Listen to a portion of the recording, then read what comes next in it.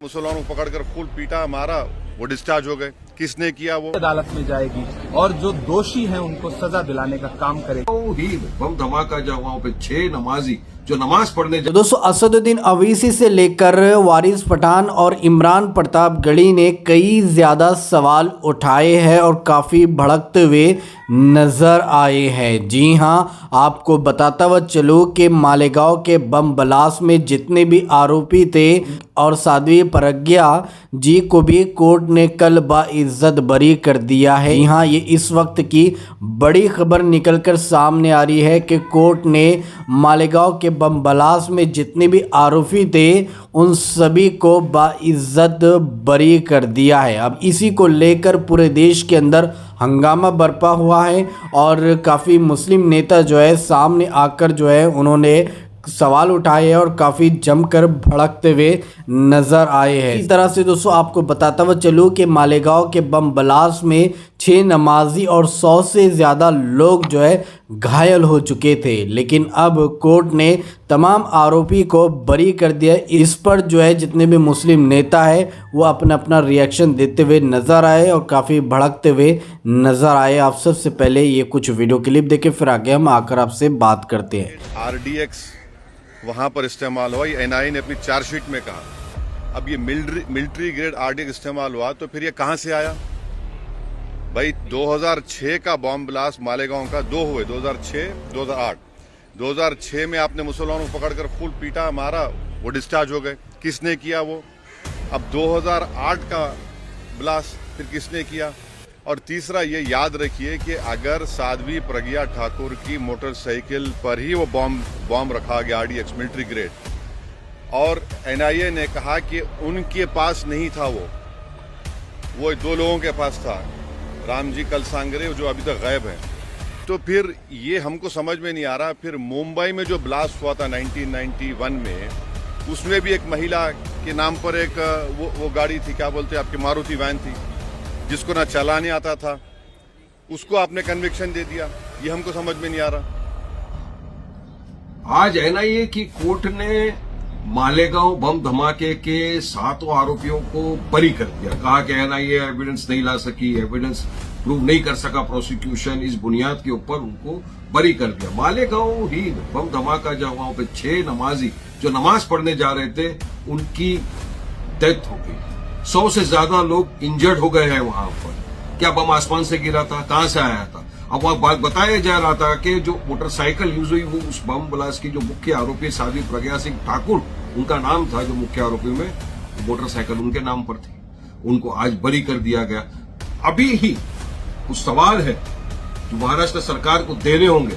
कुछ दिन पहले 12 आरोपियों को जो मुंबई ट्रेन धमाके के अंदर 18 साल से जेल में बंद थे, वो बेगुनाह बेकसूर थे, उनको हाई कोर्ट ने बरी कर दिया था, एक्विट कर दिया था। उनके खिलाफ जो 670 पन्ने का जजमेंट था मुंबई हाई कोर्ट का, उसको महाराष्ट्र की सरकार ने एकदम फुर्ती से चैलेंज कर दिया। सीधा जजमेंट लिए सुप्रीम कोर्ट में चले गए इमीडिएटली और वहां पर स्टे ले लिया। सुप्रीम कोर्ट ने कहा कि ये जो बाहर है इनको वापस जेल में डालने की जरूरत नहीं है। अभी सुप्रीम कोर्ट के अंदर सुनवाई के लिए मैटर पेंडिंग है। तो मेरा ये पूछना है महाराष्ट्र सरकार से, देवेंद्र फडणवीस जी से, कि क्या आप इसी फुर्ती के साथ ये जो एक्विट हुए आज मालेगांव बम धमाके के आरोपी, इनके खिलाफ भी क्या आप जाएंगे? जाना चाहिए आपको इमीडिएटली। इसी केस के अंदर जो प्रोसिक्यूटर थी रोहिणी सेलियन मैडम, उनका बयान है, उन्होंने कहा था कि मुझे NIA ने कहा था कि इस मैटर में आप स्लो जाइए, इसकी छानबीन कौन करेगा? इसी केस के अंदर जो ATS के चीफ थे हेमंत करकरे उस वक्त के, जिनको 26/11 के समय आतंकवादियों ने मार दिया, जो शहीद हो गए थे, उनके बारे में साध्वी प्रज्ञा ने कहा था कि मेरा श्राप लगा उनको, मैंने श्राप दिया हेमंत करकरे जी को। हमारे बहादुर सिपाही हेमंत करकरे का अपमान किया गया था उस वक्त। तो ये सब चीजें सरकार को देखेंगे, नहीं देखेंगे सरकार इस बात को भी? अब अकाउंटेबिलिटी किस पे फिक्स करेंगे? ये जो 6 लोगों की जानें चले गई, 100 से ज्यादा लोग इंजर्ड हो चुके, ये कहां से है? ये क्या जमीन से बम निकला था, आसमान से बम गिरा था?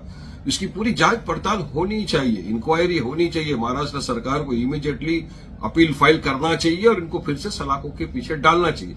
अब मेरा सवाल महाराष्ट्र के उन सेक्युलर नेताओं से भी है जो जब 12 लोगों को बाइज्जत बरी कर दिया था, जो बेचारे 18 साल से बेगुनाह बेकसूर जेलों में बंद थे। जब उनको कोर्ट ने छोड़ा तो इनके नेता, ये सेक्युलर नेताओं ने आके कहा कि इनकी इमीडिएटली बेल कैंसिल करो, प्रोसिक्यूशन के खिलाफ करना चाहिए, एटीएस के खिलाफ ये करो। कैसे छूट गए, इनको इमीडिएट जेल में डालो। क्या अब भी वो इस तरह की मांग करेंगे? क्या एटीएस के खिलाफ, क्या एनआईए के खिलाफ जांच हो इसकी मांग करेंगे? नहीं करेंगे। हम तो कर रहे हैं, इनका भी फर्ज बनता है करें ना। अब देखना पड़ेगा सेक्युलरिज्म का नकाब कैसा बेनकाब होता है सबके सामने चेहरा। तो हम तो यही चाहेंगे कि जो एक्विटल हुआ है इसके खिलाफ महाराष्ट्र की सरकार फौरी तौर से अपील फाइल करे और इनके खिलाफ सख्त कार्रवाई की जाए, ताकि ये जो बाहर है किस बुनियाद पे है ये सबको पता होना चाहिए, अकाउंटेबिलिटी फिक्स होना चाहिए। ये हमारी अभी फिलहाल सरकार से मांग है।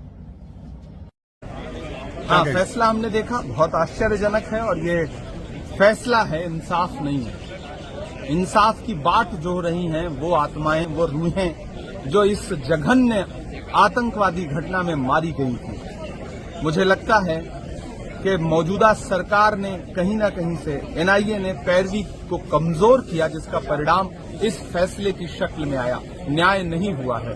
मुझे यकीन है कि एनआईए बिना किसी सरकारी दबाव के ऊंची अदालत में जाएगी और जो दोषी हैं उनको सजा दिलाने का काम करेगी, तभी शायद उन मृतात्माओं। तो जी हाँ दोस्तों, आप लोगों ने असदुद्दीन अवैसी, वारिस पठान और इमरान प्रतापगढ़ी का ये वायरल वीडियो क्लिप देखा है और सारी बातें आप लोगों ने सुनी है, जिसमें उन्होंने कोर्ट के इस फैसले को लेकर कड़ी निंदा की है कि 6 नमाजी और 100 से ज्यादा लोग जो है इस बम ब्लास्ट में यानी घायल हो चुके थे। और इस बम ब्लास्ट केस के अंदर सभी के नाम थे, साध्वी प्रज्ञा का भी नाम था, लेकिन किस तरह से कोर्ट ने जो है इनको बाइज्जत बरी कर दिया है। दोस्तों, इस पूरी वीडियो को देखने के बाद, पूरी खबर को जानने के बाद अब आप क्या कहना चाहोगे, आपके इस बारे में क्या राय, तो कमेंट में अपनी राय लाजमी बताइए। तो चलिए दोस्तों, इसी तरह की इन्फॉर्मेशन लेकर आपकी खिदमत में एक बार फिर से हाजिर होंगे। जब तक अपना ख्याल रखिए और अपनी इस भाई को अपनी दुआ में याद रखिए। अल्लाह हाफिज़।